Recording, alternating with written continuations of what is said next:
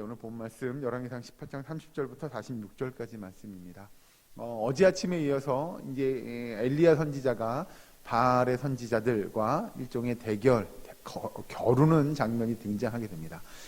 그리고 어제 있었던 일, 그 밑에 잠깐 보시면, 그 앞부분이죠. 잠깐 보시면, 그 28절에 이에 그들이 큰 소리로 부르고 그들의 규례를 따라 피가 흐르기까지 칼과 창으로 그들의 몸을 상하게 하더라. 바알의 선지자들은 사실 그들이 그렇게 예를 들면 고행 또는 수행을 통해서 자신들의 열심 또는 자신들의 열정을 나타내게 되죠. 이게 여러분 우상을 섬기는 사람들이 주로 이런 일들을 합니다. 예를 들면 뭐 그런 거죠. 불교에 가서 보면 뭐 108절 뭐 이런 거 하는 거 있잖아요. 그렇게 막 무릎이 망가지고 허리가 아프고 팔다리가 온몸이 쑤실 때까지 자기가 절을 했어요. 내가 이 정도 했어. 내가 이렇게 힘들게, 내가 이렇게 간절히 뭐 이런 것들을 나타내는 걸 좋아합니다.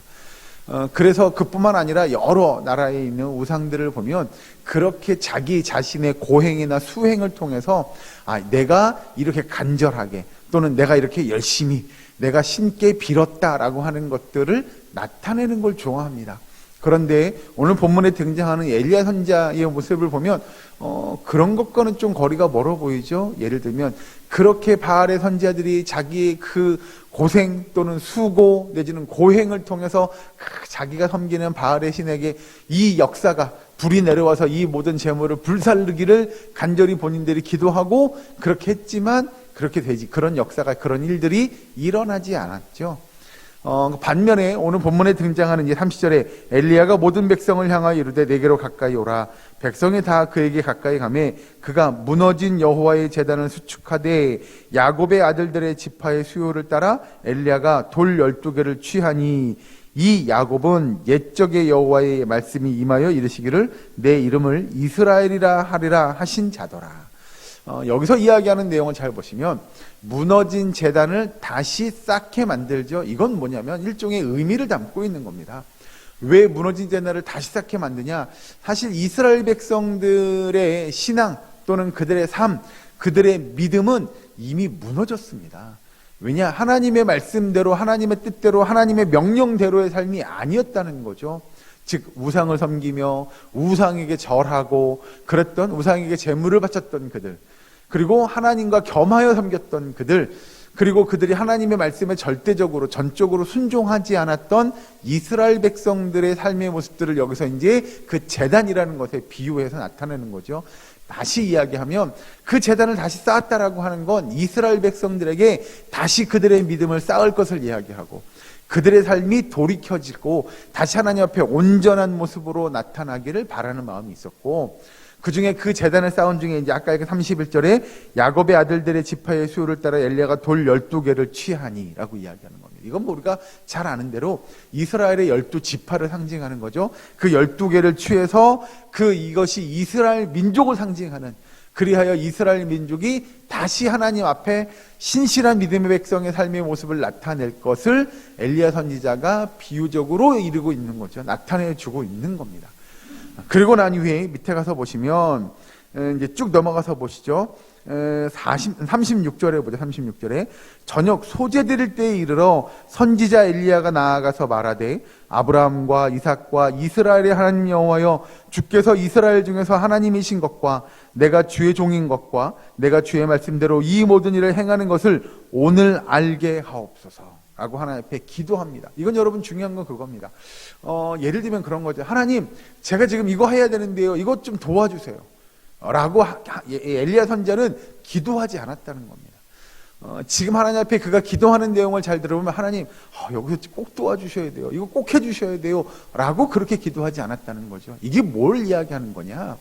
엘리야 선지자가 지금 많은 이스라엘 민족과 그리고 바알의 선지자들을 앞에 놓고 또 아합 왕을 앞에 놓고 그가 하는 내용의 기도를 잘 들어보면 이건 하나님 지금 이거 해주셔야 돼요. 이거 안 하면 저 여기서 죽을 수 있어요. 라고 기도하는 것이 아니고요. 엘리야 선지자는 이미 응답 받은 사람입니다. 자기는 이미 하나님께서 이 일을 이루실 줄을 믿고 있고 이미 알고 있는 사람이에요.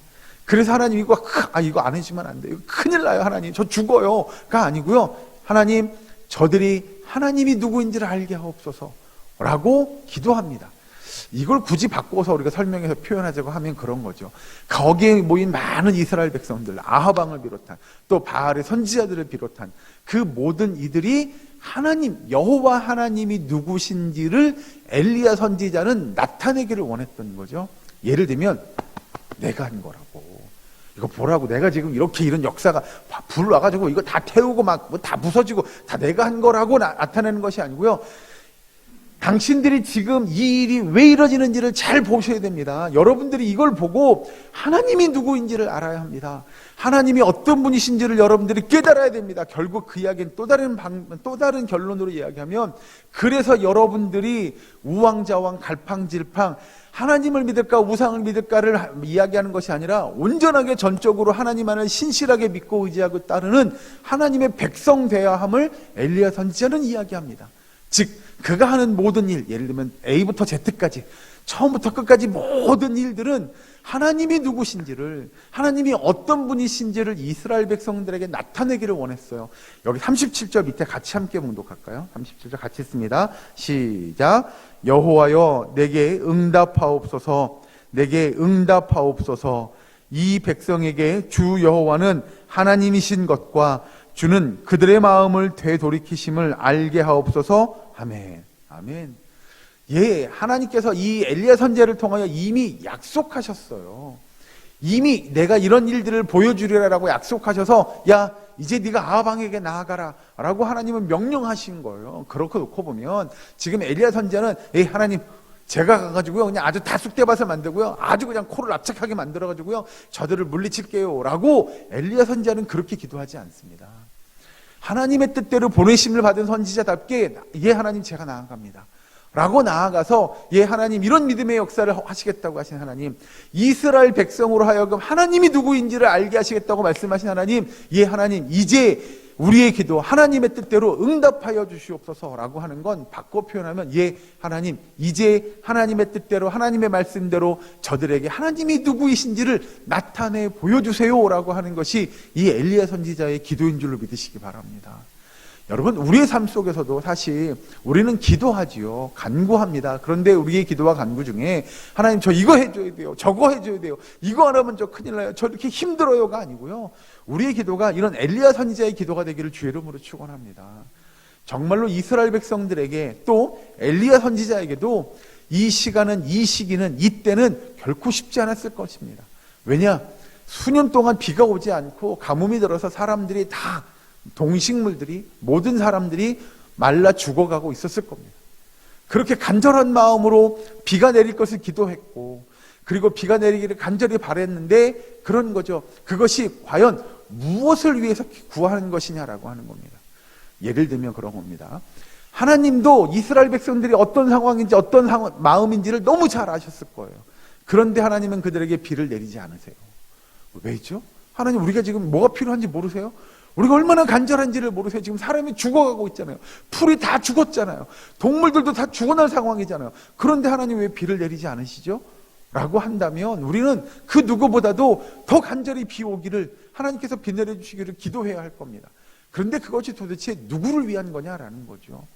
그냥 나의 필요, 내가 공급받기를 원하는, 내가 지금 이거 간절해요, 나 이거 필요해요 라고 하는 것들만을 구하는 것이 아니라 정말 하나님의 뜻이 어디에 있는지, 하나님이 뭘 원하시는지를 깨달아 하나님의 뜻이 어떻게 이 땅 가운데 나타나고 하나님의 역사가 어떻게 나타날 것이며 하나님이 누구인지를 깨닫는 일들이 먼저 필요했다는 거죠. 하나님이 그 백성들에게 비를 내리지 않으셔요? 다 이유가 있었을 겁니다. 하나님의 계획이 있었을 겁니다. 그들이 먼저 깨달았어야 했습니다.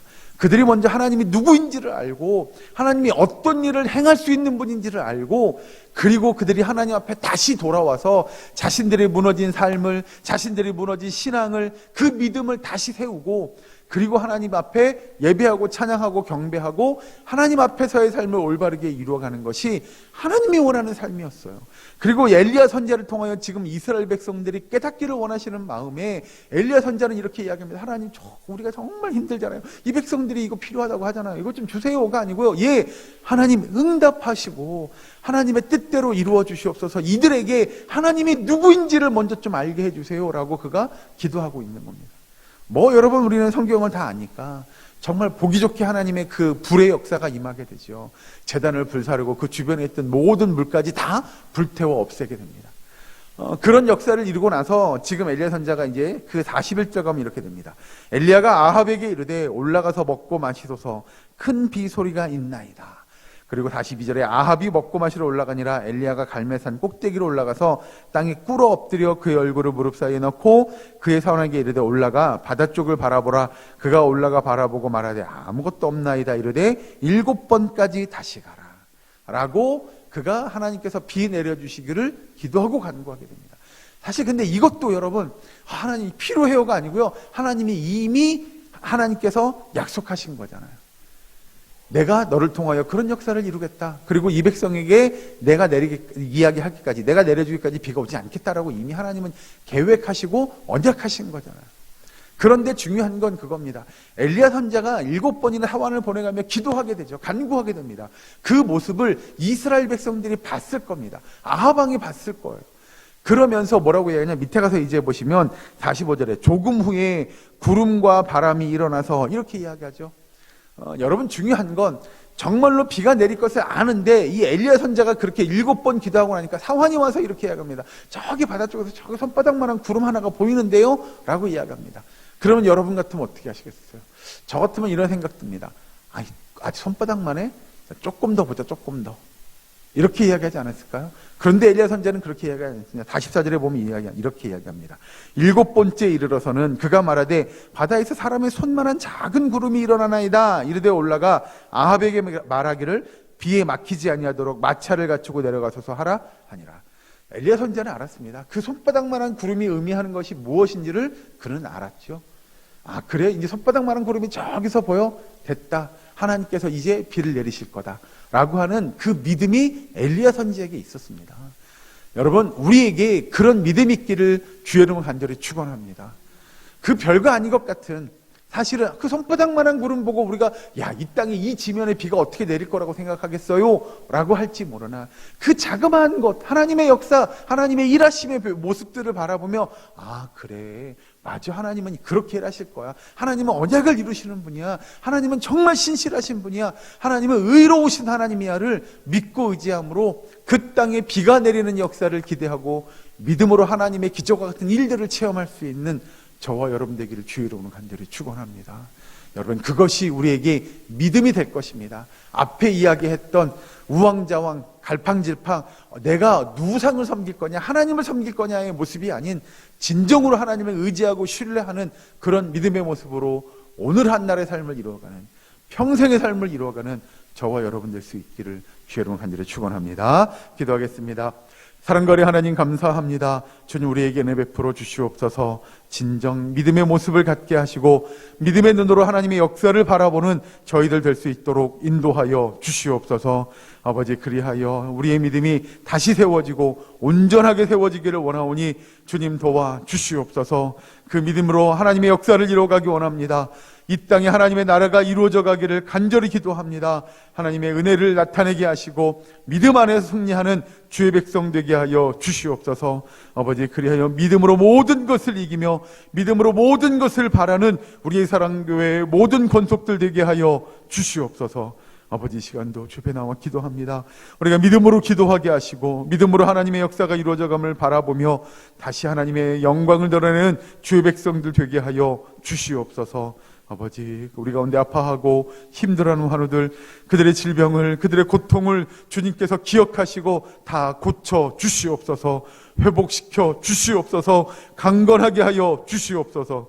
아버지, 온전히 하나님의 은혜가 우리의 사랑교회의 모든 삶 가운데 넘치기를 간절히 기도하오며 예수님의 이름으로 기도하옵나이다. 아멘.